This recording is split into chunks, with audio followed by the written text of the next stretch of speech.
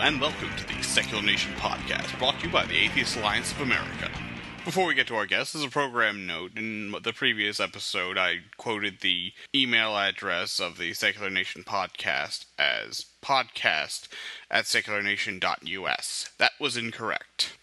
The correct email address is info@secularnation.us. We apologize to any listeners who may have emailed podcast@secularnation.us and are now on an NSA watch list. So again, let me repeat. Our email address is info@secularnation.us. Our guest for today is American Atheist President David Silverman. Hello, I'm Tim Brannon with our new guest, David Silverman. Hello. And Michael X. So we met at the Women in Secularism conference last month. We had a great time meeting you, hanging out with a lot of cool people. Yeah, actually, Michael X and I go back about a decade. Yeah, more than that. Yeah. Back. Now I'm trying to remember the exact acronym of the organization we were in. Is the Alliance of Lucent and AT&T Agnostics, or Atheists and Skeptics? Was that it? Very close. Atheists and Secularists. Secularists, excuse me. Alliance of Lucent and AT&T Atheists and Secularists. That was ALAS. The tagline was, "We haven't got a prayer." That's right. Because that was totally original.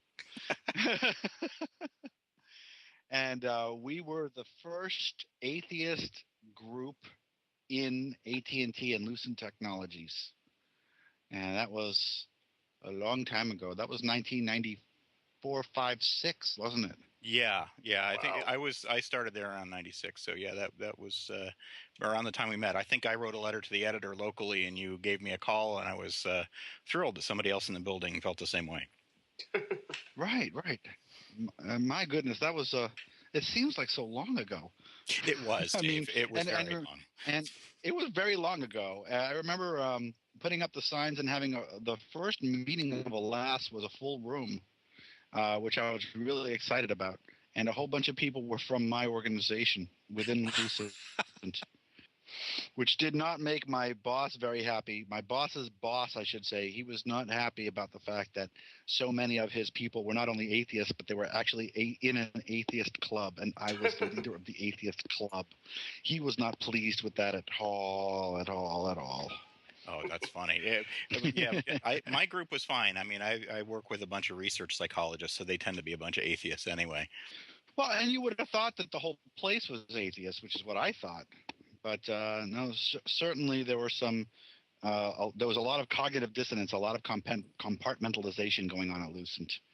And unfortunately, one of them worked way above me, and unfortunately, he ended up firing me. But that's beside the point. Oh. Yeah, it's too bad. It was too bad. I'm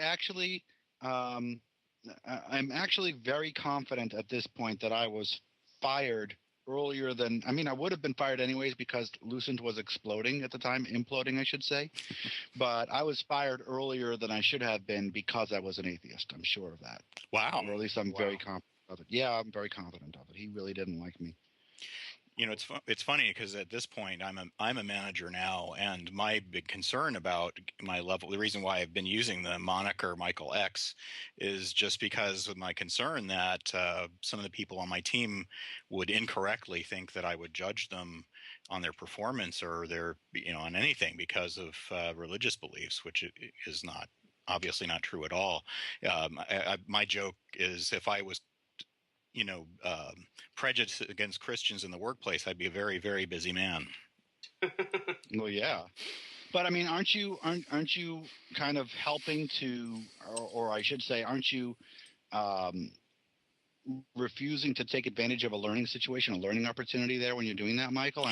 Oh yeah, you could really teach them. Oh no, I'm an atheist and I'm an added atheist, but I'm going to treat you all equally, and of course I'm going to treat you all equally. That's what that's what a good manager does. You've got kind of a teaching opportunity there, and by hiding yourself, you're kind of avoiding that teaching opportunity, don't you think? Oh no, yeah, I appreciate that. I am open about my lack of belief, especially when it comes up. but my level of activism is something I don't go to my team, hey, I've got a podcast or anything like that. For example, I was mentioned, I was mentioned in a blog post recently because my local town had a prayer reinstated in my local town, and I got quoted in different parts of the web with my real name, and some of the people on my team saw that, and a friend of mine, coworker of mine, came up to me and said, if you were one of the nicest, most decent people I've ever known, and if that's what being an atheist is, then that's terrific.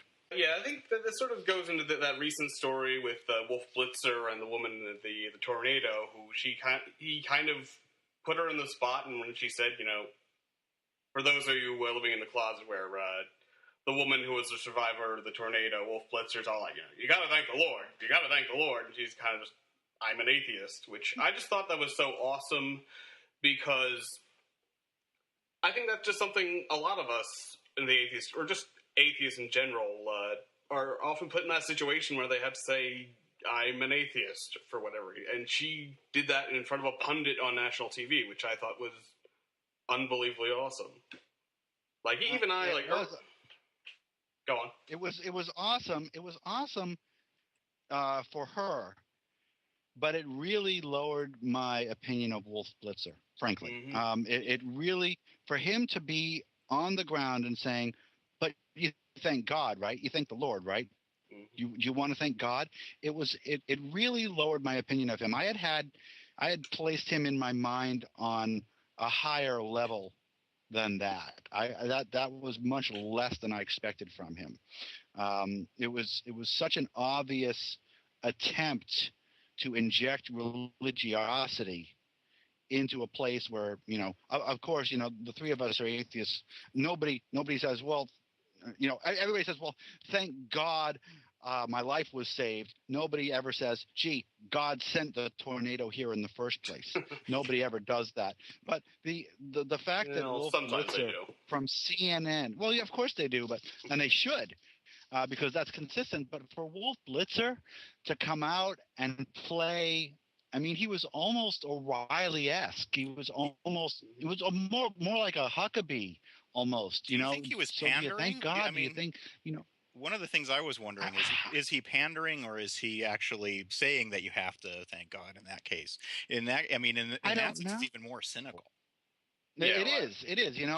It's very depressing because those are the two options, and neither of them are good. Either he believes that crap, which I don't think he does, or he's pandering, which is worse because he comes from CNN, which is supposed to be above all that, but obviously is not. He's supposed to be CNN's supposed to be the thinking person's Fox News. But when he comes out with, so let's talk about God. Let's talk about God. You like God? Do you think God is good? Do you want to say God? Do you want to talk about the Lord? It was really a removal of Wolf Blitzer from the pedestal that I'd placed him on in my mind as being one of the better reporters. I now trust him less as a reporter because of that report. It's too bad.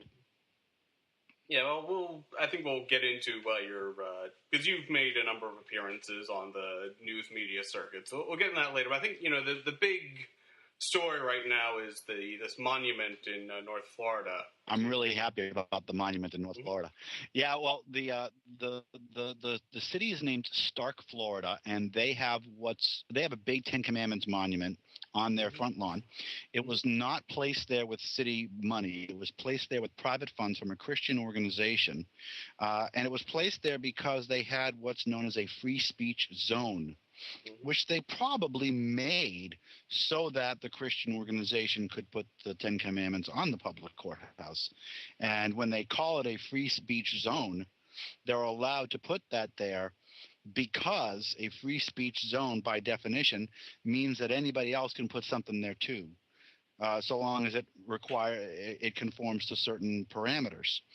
And so American Atheists had a protest, and they did not take the commandments away. So, of course, we didn't expect them to. So we sued. And because the case that American atheists file, we file cases that we want to win. Okay, we don't file nuisance lawsuit cases. We file cases to win, and we usually win. And when we were looking at Stark, we realized this was a completely winnable case. It was a free speech zone. And there was plenty of room, and we had our own monument in mind, and we had to sue in order to get certain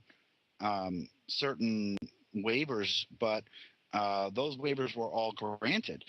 And the picture that I want people to understand is that the city of Stark settled with us to allow us to put a big atheist monument on their lawn because they knew they would lose a lawsuit. That's the only reason they did that. They knew they would lose a lawsuit. So they settled with us and allowed us to put our monument on there. And by the way, I'll just go on the record of saying that the officials in Stark have always been very professional and very courteous. We have not received any hostility from the city of Stark.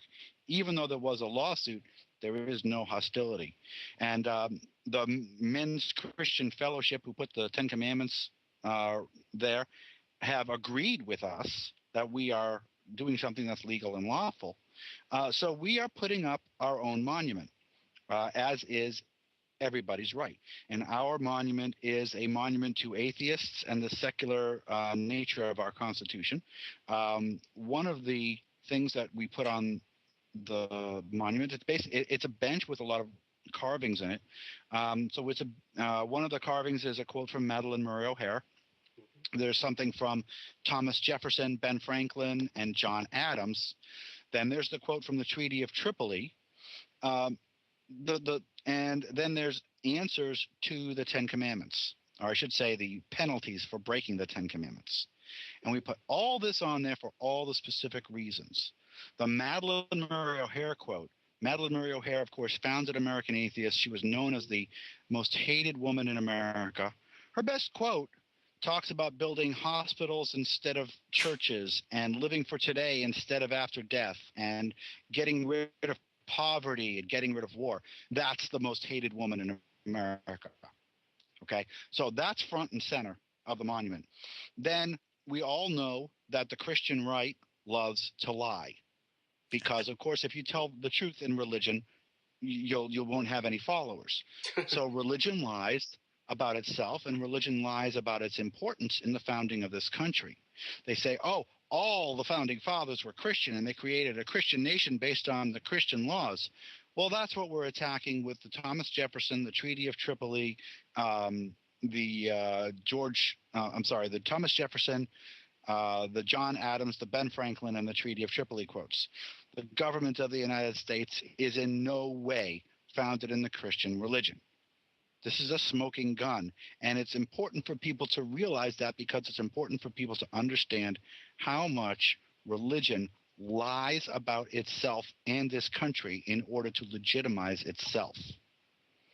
And then the last part about this monument is the penalties for the Ten Commandments. And something that I feel very strongly about when it comes to the Ten Commandments. The vast majority of people in this country think the Ten Commandments is a set of benign, benevolent, ethical rules to which everybody can agree. You know, don't kill, don't steal. Those are the two that everybody knows. Some people know don't lie. Those are the ones that everybody knows, and they think it's benign and benevolent and should be agreeable by everyone. What they don't know is that the first commandment actually proscribes the death penalty for people like us. Yes. I am the Lord thy God. Thou shalt have no other gods before me. The penalty for that is death by stoning. Well, you the know what? second commandment. I'm sorry, Dave. I hate to interrupt you on this, but when you really look at it from a legalistic perspective, we don't put any gods before that God. They're all equally non-existent. Well, this is true, but that's not the point. That's not the point of the message. Okay, Martin Luther wrote extensively about the first commandment, saying that this was a mandate to worship God, and it certainly is. I agree with him. And the penalty for not worshiping God is death by stoning by the people of the congregation. In other words, the first commandment dictates the first commandment is hate speech, okay? It actually dictates that I am to be killed and you are to be killed, okay? The second commandment dictates that all Catholics are cursed because they have a graven image. The third commandment, work on the Sabbath, death by stoning. Take the Lord's name in vain, God damn it, death by stoning. An unrespectful child, death by stoning. An adulterer, death. We're talking about a hateful, violent, awful document that should not be given any sort of reverence or any sort of special eye, and should definitely not be considered the basis for our Constitution. And so we're putting up the penalties for the Ten Commandments so that people know how little they know about their Bible. And one of the things that I want to make sure that people get is that the biggest problem that atheism has in this country is that Christians don't read their Bibles. If Christians would read their Bibles, there would be no more American atheists, because everybody would be an atheist and the separation of church and state would be lock solid. Okay, because nobody would want that to be law of the land. Nobody could read the Bible cover to cover, the so-called perfect word of God, and think that is law of the land. Well, not only that, Wall Street, we would have no Madison Avenue or anything if we stopped coveting, for that matter. Of course. It's the very basis for capitalism. You can't have capitalism without coveting. Mm-hmm. And frankly, I'm sitting here right now in my home office, and I'm looking at my bookshelf. And I have a lot of books. I have all the books that you would expect the president of American Atheists to have. And some of them are better than others, and some of them were written by people like Christopher Hitchens and Richard Dawkins, and those are great books. But if I had a book that I actually thought was written by the perfect creator of the universe, I think I'd read every word. Yes. I think I really would read every word of that book. And my statement to every Christian out there is that if you haven't read every word of the book that you think is perfect, you are not a real Christian. You're a poser. And you should face the fact that you're a poser, because if you actually believed that the word of God was perfect, you would read it because you'd find it interesting. But most people don't read it because they're afraid of what they'll find when they do. And that's my big point. People are afraid to read the Bible because they're afraid to come face to face with the fact that the Bible is not a good book at all. In fact, it's just a piece of crap. If we could just sort of go back to the subject at hand, on just the subject of the monument, like what is like your goal with that? I mean, is there sort of a genuine desire to sort of promote, skepticism and free thought, or is it more just, a counter to the existing monuments of with the Ten Commandments? Much more the latter. It's there to counter, okay? Mm-hmm. And if they took the Ten Commandments away, we would take our monument away. Mm-hmm. This is an attempt to teach, yes. It's an attempt to educate, yes. But number one, the purpose of the monument is to protect our equality and to assert our equality, okay? Yeah. If they're going to put something there, we're going to put something there, even if we think it's going to make the lawn look littered with religious opinions, even though we know that on our tails are going to be other religious groups that want to put up their stuff, and there's going to be more religion than non-religion, but we'll still have an equal place. Even though, what we're doing here is protecting the equality. What we're doing here is we're taking Christianity off the pedestal that it seeks to be on. Remember, the whole reason that Christianity is so powerful in this country is that it uses the government to legitimize itself. Mm-hmm. And that's why we get the whole idea of, this is a Christian nation, is all about Christianity having advantages and privileges above and beyond everybody else. And the monument's there to make sure that Christianity is placed on an even keel with atheism, as is guaranteed by the Constitution. Hearing about this, the story is that, the Christians sort of opened up this loophole with the free speech zone, and we're sort of turning that loophole into a Pandora's box, where now everyone should be able to have their religious monument there, which is actually pretty awesome. They did it as soon. Yeah. It is as soon and just to be sure, just to be frank with who's to blame here. Okay, the Christian Men's Fellowship did this. They put it in there. They insisted that it be a free speech zone. They were granted the free speech zone, but a free speech zone means there's going to be free speech. And if we let one person, and I don't care what it is, if we let one viewpoint be the monopoly in a free speech zone, that's not free speech at all. Absolutely. That's not free speech at all. And the beauty of this country is freedom, and freedom of speech means you're going to get multiple points of view, and that's what the city of Stark is about to be faced with, and they're going to have to deal with it. And so are the other cities in this country where they've used a free speech zone to put up a Ten Commandments monument. They're going to have to deal with the repercussions. They're going to have to deal with the atheists who want to put up a monument. They're going to have to deal with the pagans and the Satanists who want to put up a monument. They're going to have to deal with everybody, and that's great, because that's freedom of speech. Yes. The only people who are not going to like that are the people who really want Christianity to be placed on a pedestal above and beyond everybody else. You're kind of forcing them to acknowledge the diversity of thought in this country, and I think that's quite right. That's it. That's all it is. So, like you said, well, you've already touched on never mind, you've already answered my next question, which was going to be, how do you know when it's going to win or when it's kind of a Quixotic battle? Well, as soon as the Quixotic battles are when you're dealing with 10 commandments that have been up for 100, 150 years. You know, like if you're trying to take the 10 commandments, like on the top of the Supreme Court, there are sculptures of Moses and Muhammad. Yes, that's Muhammad. It's not some Arabic guy. It's Muhammad. Let's not forget that there's a carving of Muhammad on the top of the Supreme Court.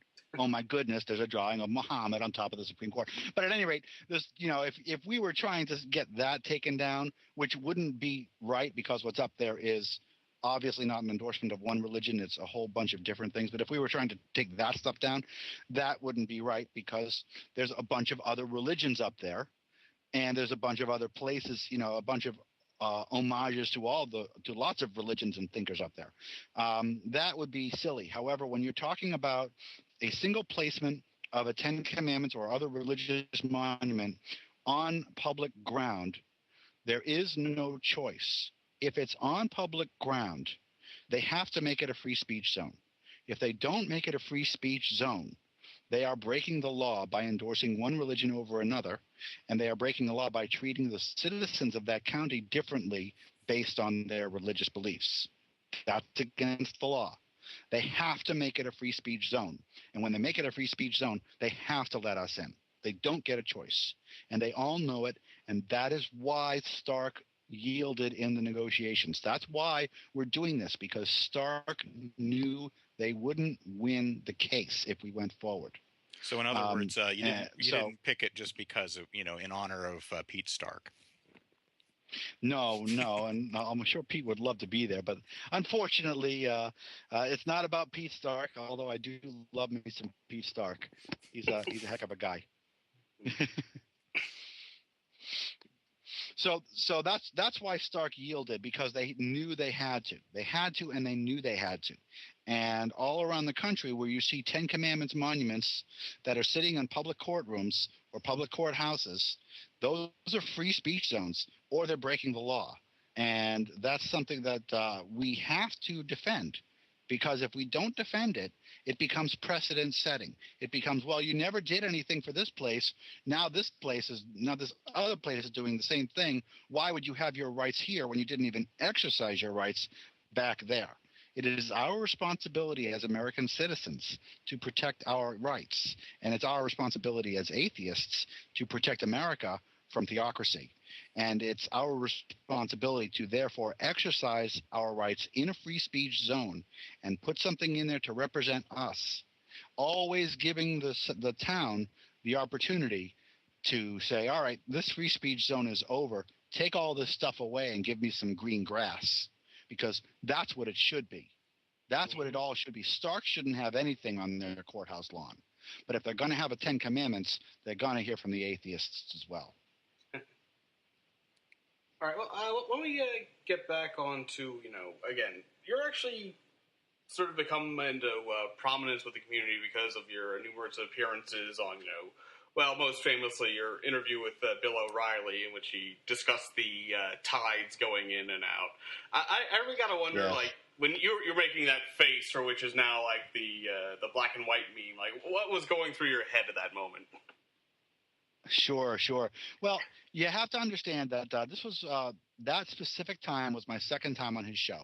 Mm-hmm. And this was the first time that I had sat down with him before the show and actually had a conversation with Bill O'Reilly. Oh, wow. And off camera, he's intelligent. Off camera, he is well-spoken. He is knowledgeable. And he knew a lot about the atheist movement that I did not think he would know about. And we got going into an intelligent conversation, a nice, cordial, intelligent conversation about the atheist movement. And then the lights turned on, the camera started rolling, and he became Bill O'Reilly. and what was going through my head when he sat back and he said, let me tell you why I believe in God and it's not a scam. He says, tide goes in, tide goes out. And I made that face, and what was going through my mind was, and if you watch the tape, if you watch the actual recording, you'll see that following that look is another look of almost epiphany. And that's the moment that I realized that I was talking to a fictional character. That look of incredulity is when I'm thinking, why is this intelligent man talking to me, saying something so outrageously stupid? And then the very next sentence, I realized, oh, he's playing a part. He's playing a character. Oh, this is an act. Oh, I'm speaking to a fictional person right now. And then I started to deal with him as a fictional character. And that's how I deal with him now, as a fictional character on television. Off camera, I hate to say it. I hate to say this, but off camera, Bill O'Reilly is a smart guy. Well, he's sort of it's pains. He is Colbert. He is Colbert. Yes, he is Colbert. He definitely is Colbert, who I also have to shout out to, because what some people don't know is that Stephen Colbert actually gave me my Twitter handle, which is Mr. Atheist Pants.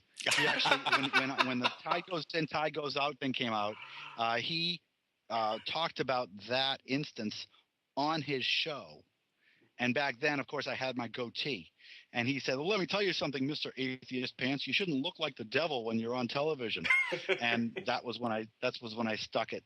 I kept that. So the answer to your question is that I believe that, and I have, I'm not inside Bill O'Reilly's head, but my personal opinion, Bill O'Reilly's an intelligent person putting on a show for Fox News.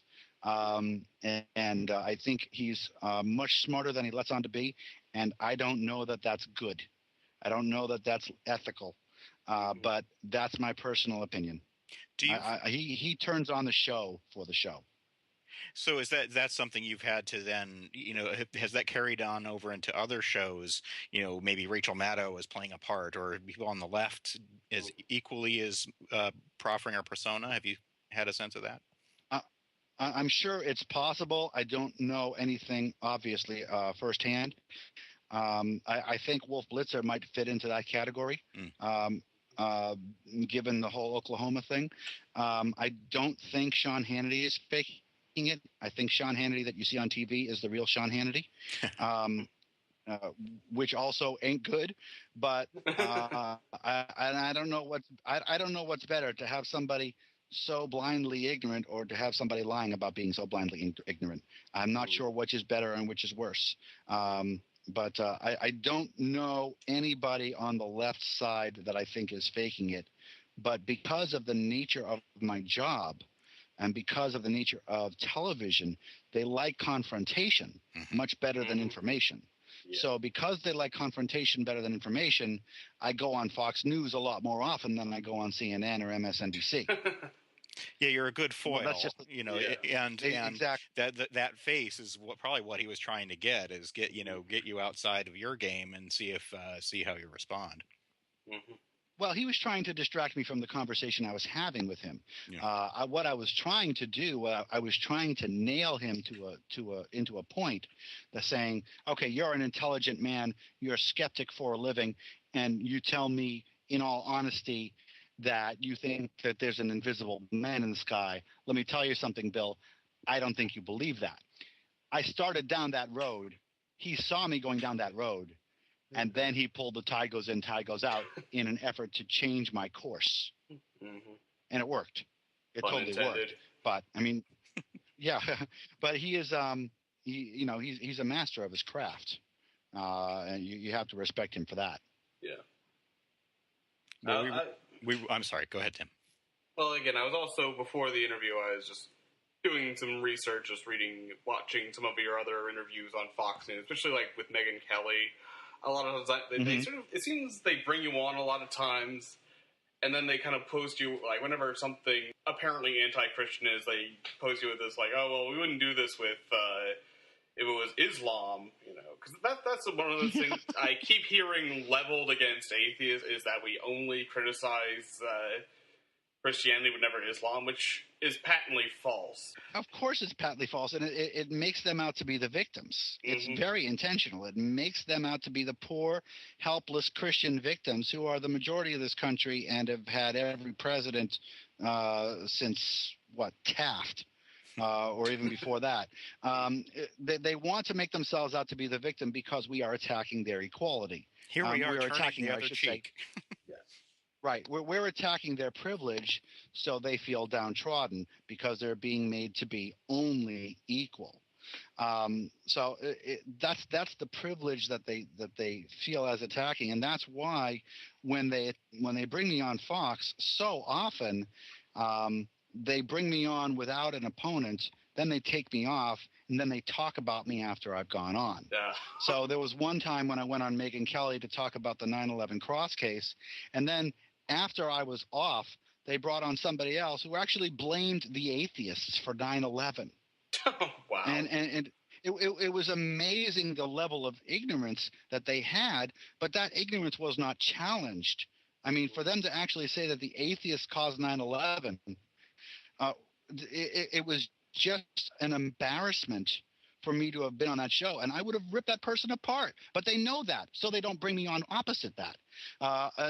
Another case is in the Star case. If you don't look at appearances, but look at Fox News shows about the Stark Monument, they have 3 religious conservatives, and the liberal is a priest.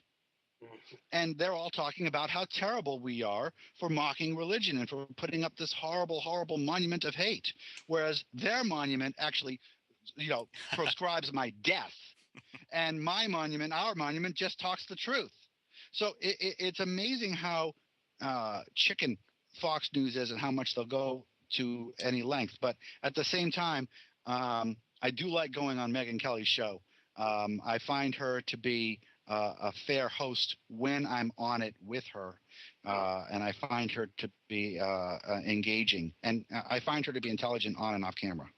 That seems like such a staple of, I don't even think it's necessarily just Fox News, but like in the 24-hour news cycles, when they'll have like panels of people discussing something who are almost always all on the same side on one side of the issue. Like one of the famous things, like it was a while ago, a few years ago, they had like talking about atheism, and it was, okay, it's like 3 Christians and a Jew talking about how atheists should shut up. And even more recently, I think it was Fox News where like it was like they had a round table of guys talk about how terrible it is that 40% of women are the primary breadwinners in houses. Yeah, including their token. I saw that. Yeah. Yeah. And did you see Megyn Kelly's answer to that? Yes. That was pretty kick-ass. That was pretty kick-ass when Megyn Kelly brought 2 people from those panel onto her show. and said, "Hey, I'm the breadwinner. I make money here. Tell me again how I'm hurting America's values by making more money than my husband. Tell me again how I'm hurting America." And you should have heard Lou Dobbs. Man, what a crapper he is. Lou Dobbs would not answer the question. He was talking about, single parent families and single parent. And she was like, well, this is not about single parents. This is about women breadwinners. And Dobbs would not answer the question. He was like, well, I think this is really about single family parents. And it wasn't about single family parents at all. It was about misogyny, pure unadulterated misogyny coming out of Lou Dobbs's mouth and him not being able to justify it. So he just avoided the subject over and over and over again. And there again, taking Lou Dobbs down a peg in my book of ethical journalists. A Dobbs gallop. I really would like somebody. Exactly. I would really like for somebody, and if there's any reporters out there listening, I would really like somebody to step up in my game and actually be a good reporter and impress me, because I haven't heard a lot of that recently at all. I've been very depressed between Lou Dobbs and Wolf Blitzer. I've been pretty depressed on the whole reporter thing. It's too bad. Yeah. And Stuart Varney's a joke too. I mean. He would love to be Sean Hannity. He would love to be not the financial guy, but he's not. And so when he brings me on his show, he's just awful. And this is probably going to stop me from going on his show again. But you know what? I mean, he brings me in and he talks terribly. He treats me awfully. He treats atheists terribly. He asked me if he said Madeleine Murray O'Hare was tortured and killed, but you don't care, do you? Because you're an atheist. Oh, well, you know what? Jesus, fuck, man, fuck you. Really? How awful is that? How awful is that? How about if you said, "Oh, well, Jews, Jews don't care about ethics, right? How about you, Scientologists? You guys don't. Oh, Muslims, they don't believe in Jesus. You don't believe in love. You don't believe in caring." It was a horribly bigoted thing to say, and I don't think he meant it. I think he was just trying to be Sean Hannity. Mm-hmm. That's my personal opinion, and it's a lousy place to which to aspire. And I hope he takes a step up in his future, because I mean I'm very, very tired, growing very, very weary of the disrespect that Fox News shoves me all the time, with notable exceptions, including Megyn Kelly. And I think who is one of my favorites is Pat Buchanan. Oh, really? Surprisingly, Pat Buchanan. I've been on. He used to do the Joe Scarborough show, and I did, and he was the anchor for the Joe Scarborough show for, I believe, 4 or 5 of my appearances, and he was good. He was good, and he was even, and he was just. Even when it was 3 Christians plus him against me, he was fair. I wonder if it's because he's very comfortable. He went up. Oh, sorry. I'm wondering if it's because he's very comfortable in his crazy beliefs, that he doesn't feel threatened by you. Or maybe just because I think maybe he's more of the older guard, because I mean he was in the McLaughlin group and all that. So before all this Fox News shouting journalism kind of became a thing. Yeah, I think he's more comfortable. I think he's more knowledgeable, and I think the knowledge makes him more comfortable. And I think he's almost more separated from Christian conservatism. Not that he's not a Christian conservative, but I think he kind of recognizes that the country's a melting pot, and that there's a lot of us out here, and that this is all part of the process, part of the growth of America as a nation, as opposed to everybody who disagrees with him being evil. But again, my speculation, I don't know the man personally. I've just been on his show a few times. One of the other big issues that sort of came out recently was the Pope's claim that, Well, I mean, that's what the spin on it I keep hearing is that atheists can get into heaven. But the more I hear about it, the less I think that's what he actually meant. Well, I think he meant it, and I think the Vatican covered it up. I think the Vatican reacted real quickly. You know, the whole difference between redemption and salvation. They really are dancing around this quite a bit. He said that Jesus redeemed all people, even the atheists, because we can do good. I think what he's trying to do is extend the hand and be nice to atheists. I think that's what he was trying to do. I think he's trying to show how different he is from Pope Benedict, the child rapist hider and the international criminal. I think he's trying to distance himself from that and actually, or I should say alleged international criminal. I think he's trying to distance himself from that and show how different he is from that Pope by extending the hand and saying, oh, look at how nice, even atheists can be nice people. And credit has to be given where credit is due. Okay, that's a thing. That's not something that we should slap away and say, screw you, Pope. We don't want your olive branch. I think it was an olive branch, or at least an attempt at an olive branch, and I think we have to take it that way. I think I would much rather see actions versus words. I would much rather him start worrying about saving lives of people in Africa by saying it's okay to use condoms when you have sex.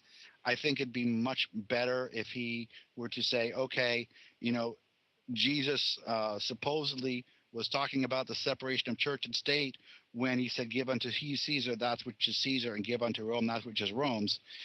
So let's actually do that and stay out of American and other national politics. I would like to see some actions. I would like to see a few $1 billion donated to help plant some crops in Africa and feed some homeless people and clothe some naked people. But if he's going to start by saying, hey, you know what, those atheists are nice people too, if that's a start, we have to recognize it for what it is. Right. Okay, we have to recognize it for what it is. He was not trying to be he was going out of his way to open a hand. And I think he might be, and the jury's way out, but he might be trying to civilize the Vatican. And if he's trying to civilize the Vatican, then we should help him. Yeah, and he has a tough job, a long way to go. He has a very tough job. He's got a very long way to go. Is he actually trying to do that? We don't know. Will he succeed? We don't know.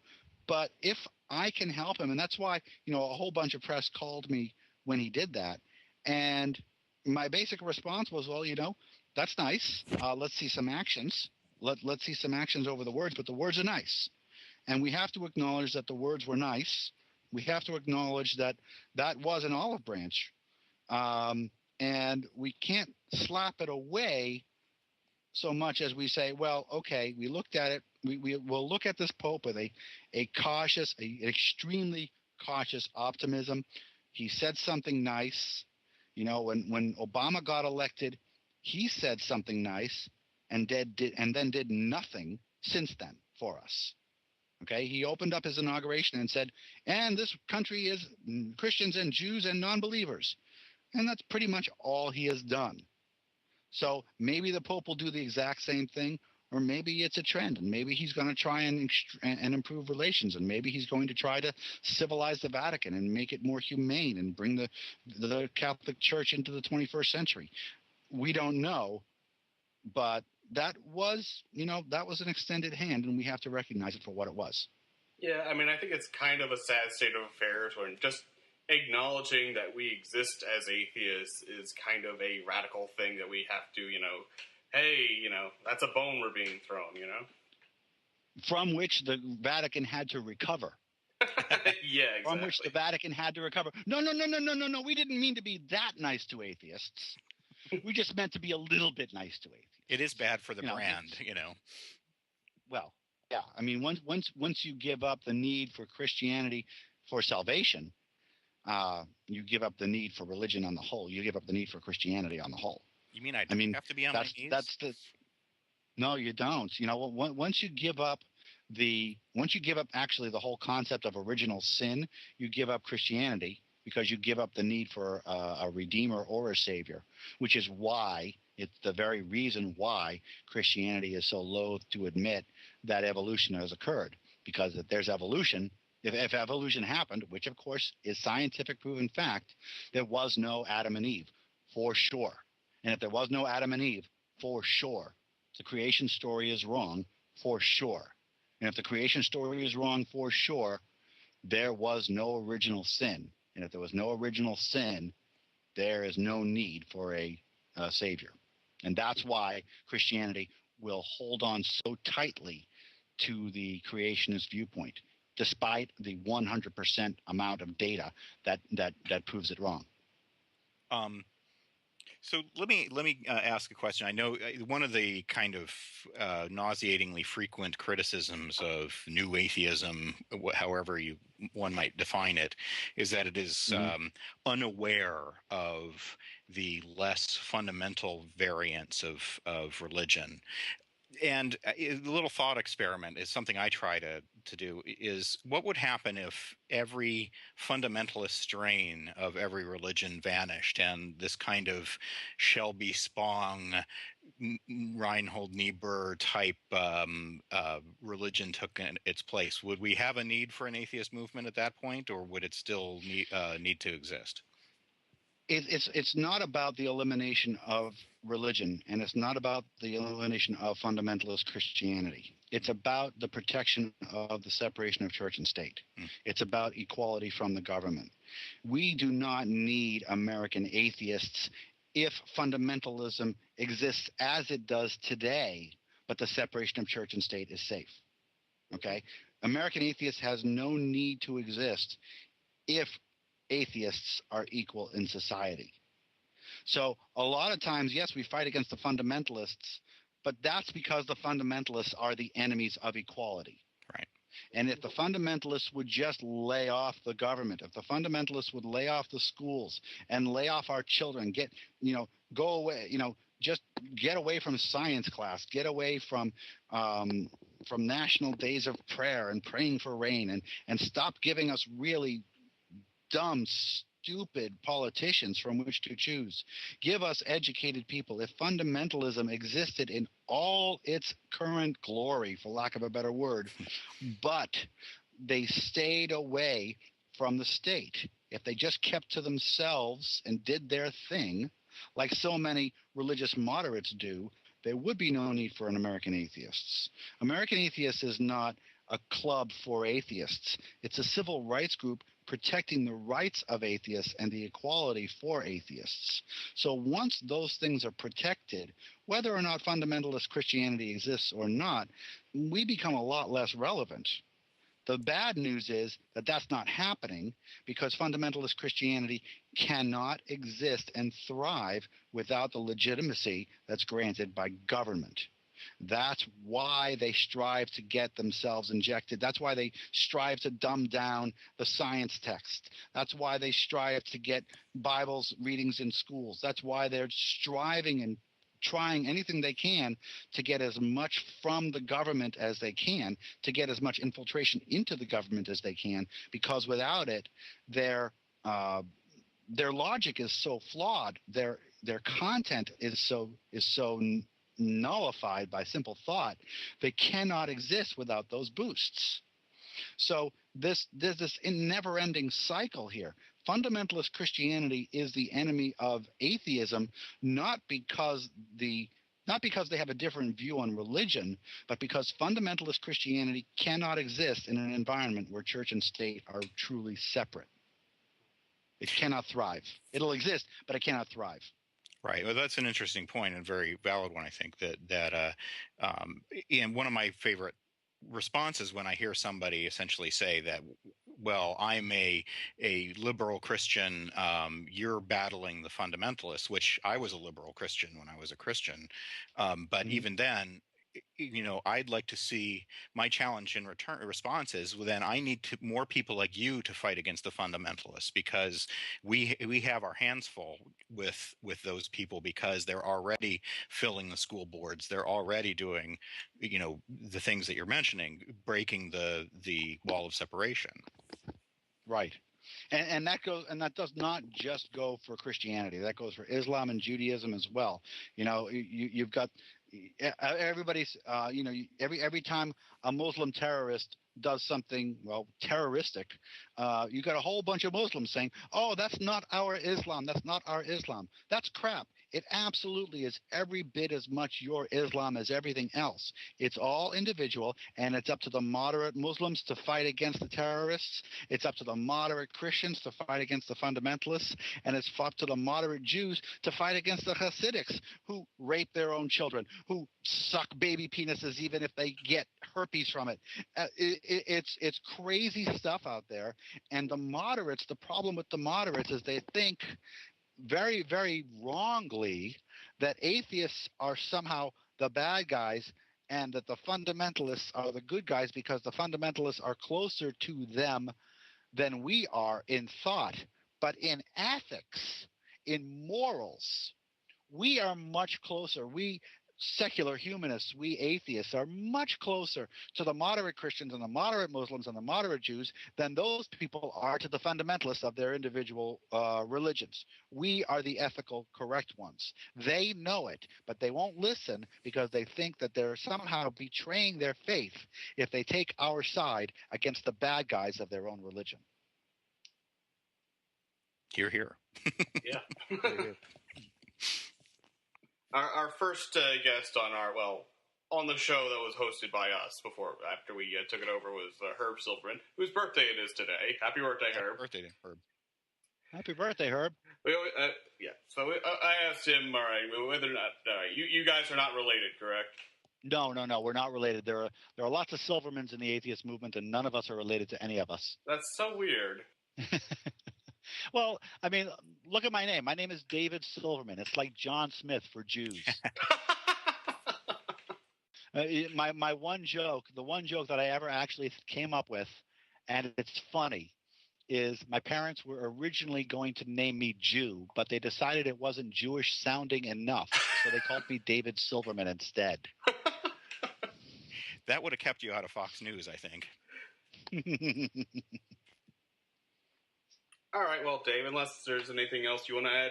I would like to say that anybody who would like to come to the Stark Memorial is welcome to do so. The website is atheists.org, atheists.org. Okay. The unveiling is on June 29th in Stark, Florida. Nice. There's a room block at the Days Inn, and we're going to have a nice party afterwards. There's going to be a band, there's going to be food, and there's going to be lots and lots of press. So we would love to have a lot of turnout from lots and lots of atheists. So if there are any atheists in the area, please check it out on June 29th. Again, my Twitter handle is at Mr. Atheist Pants. And I look forward to speaking with you all again. I hope to be on the show again soon. Oh, great. Well, thanks a lot, Dave. It was great having you on. I think you're the first guest on the show that I could actually talk about to people, and maybe they kind of know who you are. It's like the guy that O'Reilly was talking to who had the tides rolling in, and then there's that meme face like, oh, yeah, it's that guy? That guy. Yeah. The WTF guy. Yeah. That's one of the great things about becoming sort of an actual member of this community. I get to meet so many people that the people in my real life circles have no idea who they are. I know lots of them. Yeah. All right, folks. Thank you very much for having me on. I really do appreciate your time, and I really do appreciate all the activism that you guys are doing. Thank you. As well with you. Great to talk to you. All right. Take care, everybody. Bye. Okay, bye. That was the Secular Nation podcast. I am always Tim Brannon. My co-host is Michael X. Our executive producer is Tom Melchiori. The Secular Nation podcast is brought to you by the Atheist Alliance of America. If you would like to become a member, you can go to our website at atheistallianceamerica.org and click Join. Once again, this is Tim Bratton of the Secular Nation Podcast, signing off.